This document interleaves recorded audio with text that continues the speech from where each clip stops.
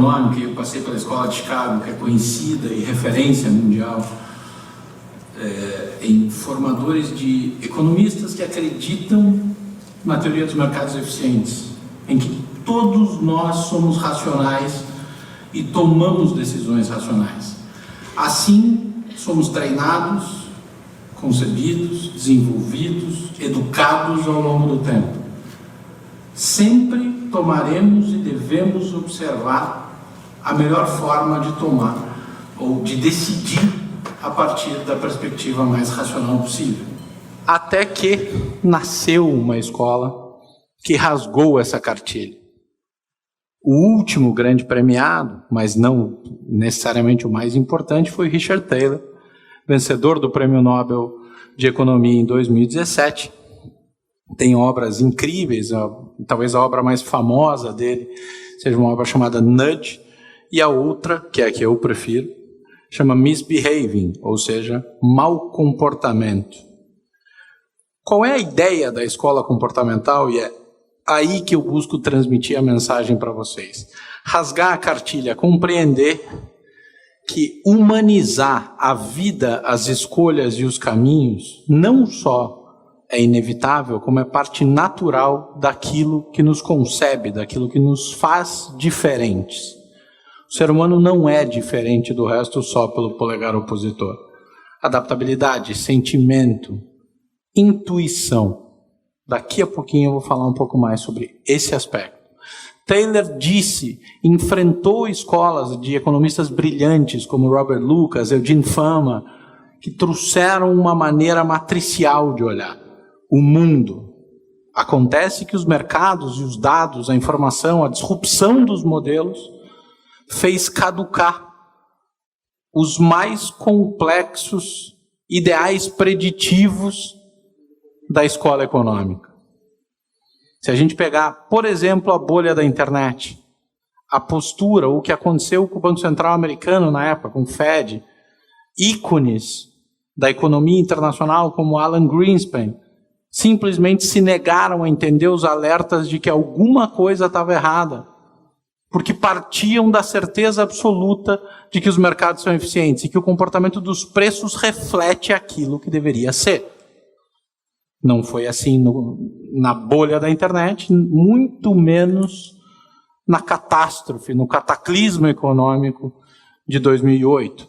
O crash que derrubou o mundo e nos fez repensar todas as formas de investimento, de alocação de ativos, de alavancagem e como que o mercado financeiro global suporta e se intercomunica. Thaler trouxe de uma maneira muito forte a crítica ao modelo dos mercados eficientes, simplesmente humanizando, simplesmente trazendo a psicologia. E é claro que se a gente vai humanizar, a gente pode transcender essa linha, a gente pode partir para a teoria psicanalítica, a gente pode trazer Lacan para dentro dessa discussão, mas nem precisava ir tão longe. Thaler simplesmente mostrou que não somos capazes de manter a racionalidade o tempo inteiro. E aí, as coisas se conectam com este cara. Herbert Simon, talvez um dos mais geniais da escola comportamental, tinha uma definição, que está aqui chamada de Bounded Rationality, que é o seguinte: racionalidade limitada. Somos movidos por interesses sem nenhuma conotação pejorativa. Tomamos decisões e vivemos, fazemos escolhas a partir daquilo que nos é importante em determinado momento do tempo. A cada ciclo, a cada estágio, a cada janela de oportunidade que a vida nos põe à frente. E naturalmente, para cada escolha que a gente faz, a gente renuncia a alguma coisa. E a teoria da racionalidade limitada traz a visão de que não temos e jamais teremos a quantidade de informação completa, plena e absoluta para ser capaz de mitigar todos os riscos e avaliar todas as consequências de cada uma das nossas decisões. Embora isso pareça óbvio, as maiores teorias de comportamento e econômicas, principalmente de mercado, do mundo, criticaram isso ao longo do tempo. Negaram-se a acreditar que sim, decisões equivocadas ou decisões divergentes daquilo que modelos preditivos apontavam poderiam colapsar o sistema ou poderiam simplesmente mudar o rumo de tudo no mundo. Fosse verdade que os mercados são eficientes, que as decisões são tomadas a partir de uma matriz absoluta e segura de decisão, para quem olha, por exemplo, a Bolsa de Valores, seria fácil dizer que toda segunda-feira a Bolsa sobe, terça a Bolsa cai, quarta ela fica mais ou menos. Na quinta é dia do dólar subir, na sexta do dólar cair. Simplesmente não é assim que acontece. O fluxo vem de uma sequência de tomadas de decisão por caminhos e por incentivos absolutamente diferentes, e Simon abordou isso de uma maneira espetacular, determinando de maneira clara que nós não somos capazes e não seremos capazes de abordar todos os aspectos e todos os flags de risco daquilo que nos cerca. O último dos grandes nomes da escola comportamental que eu escolhi para esta apresentação é Daniel Kahneman, outro vencedor do Prêmio Nobel. Kahneman tem um livro muito famoso no mundo, e aqui no Brasil foi é um livro muito lido, que em português chama Rápido e Devagar. Ele trabalha com duas linhas, o que ele chama de dois sistemas. O primeiro sistema é um sistema ao qual reagimos de maneira natural. Por exemplo, se alguém nos remete à nossa mãe, o primeiro pensamento tende a ser um pensamento de emoção, um pensamento que envolva algum sentimento. Se eu olho para você e falo 2 mais 2, provavelmente o raciocínio que vem à sua mente seja matemático ou alguma coisa de fácil mensuração. E Kahneman tem alguns aspectos que eu acho que vale destacar nessa apresentação para vocês, principalmente pela mensagem final que eu quero deixar. Existe uma sigla no estudo de Kahneman que é VISIAT, que é What you see is all there is. Ou seja, lembram quando a gente não tem toda a base para tomar decisão, quando a racionalidade é limitada. O que Kahneman fez foi sistematizar isso dizendo o seguinte: o que você enxerga é tudo que você tem à mão. Quando a gente transcende isso para o lado tanto da física quanto da teoria psicanalítica, a gente vai lembrar que dificilmente somos capazes de identificar cenários aos quais a gente não concebe. Aquilo que não aceitamos como plausível, não somos capazes de antever. E Kahneman foi extraordinário ao desenhar isso e ao botar essa verdade em circulação. Se tudo que a gente enxerga é o que a gente tem para efetivamente desenhar e tomar as nossas decisões, o que a gente precisa é tentar ver a maior quantidade de coisas possíveis. Se vocês estão aqui, por alguma razão, ouvindo ao longo do dia experiências das mais diversas, de escolas diferentes, com conhecimentos complexos, distintos, complementares, que se interrelacionam de alguma maneira, vocês estão ampliando o seu universo de visibilidade. A probabilidade de vocês tomarem melhores decisões no futuro, se mantiverem essa busca pelo conhecimento, é maior.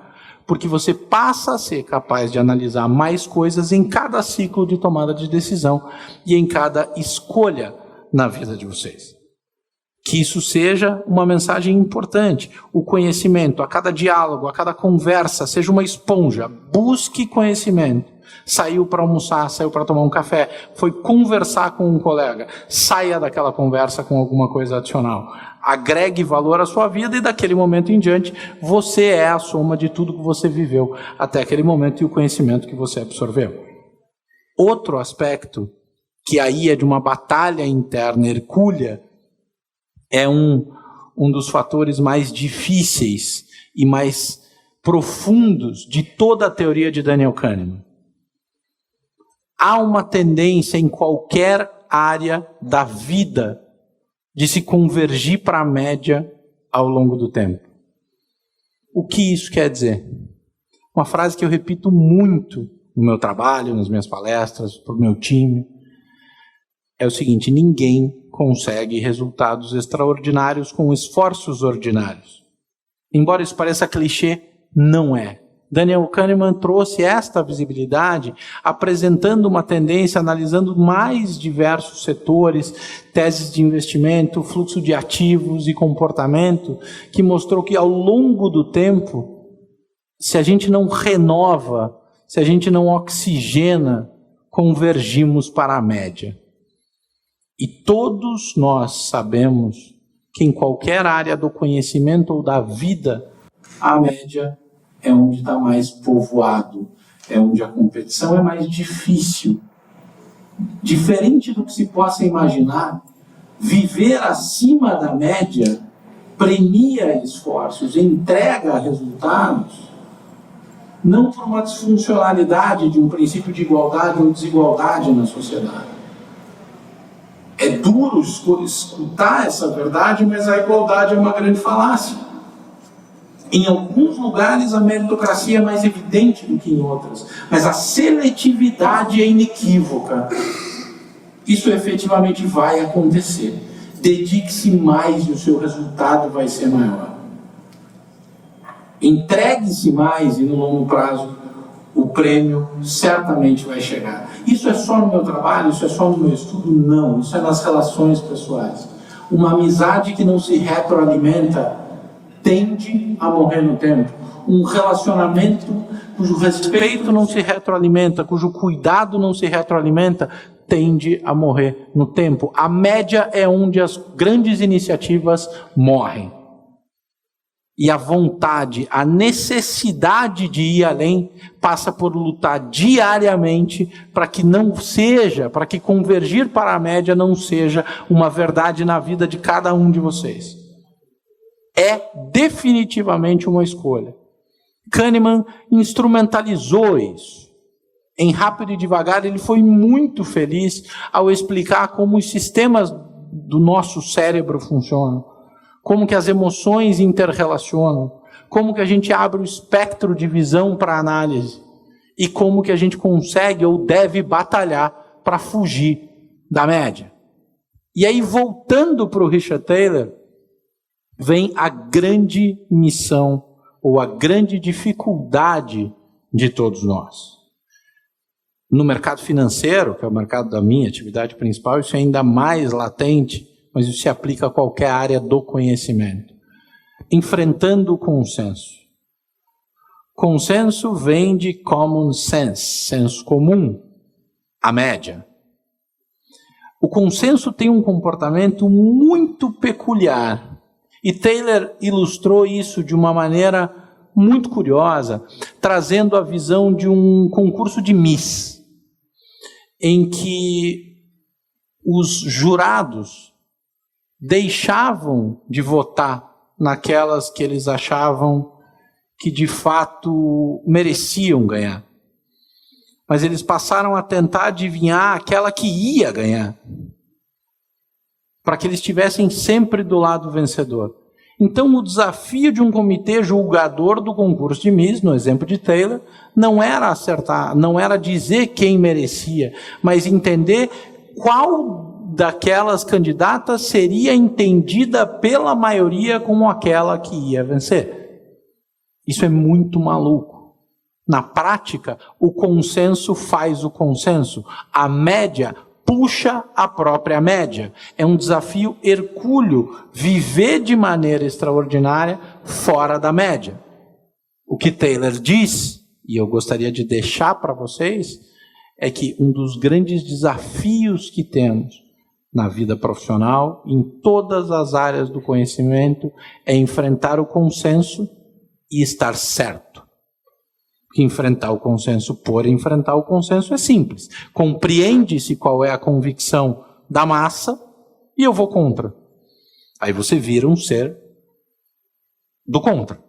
Você vai trabalhar em negação, você vai criar uma base de argumento que combata determinada ideia, mas que não sustenta, mas que não te traz satisfação, mas que não te completa e não te faz pleno. Aí quando a gente volta naquilo que você busca para a tua tomada de decisão, vai sempre faltar alguma coisa. Enfrentar o consenso não tem nada a ver com ser do contra ou com ser, o que o mercado financeiro gosta de chamar de contrarian.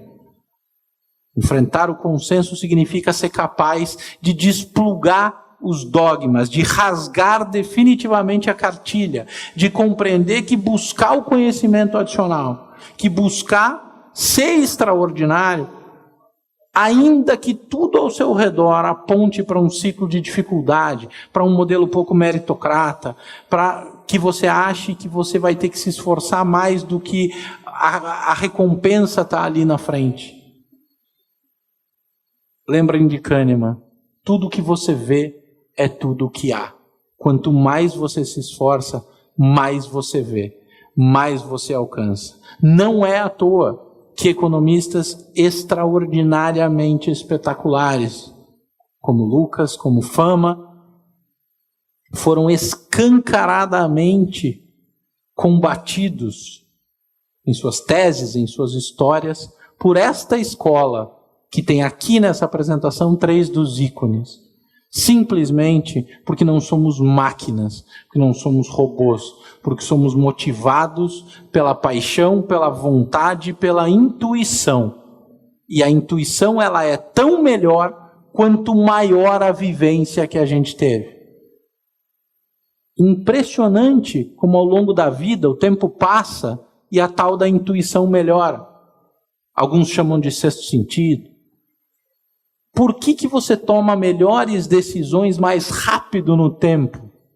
Simplesmente porque você está mais abastecido dessas informações.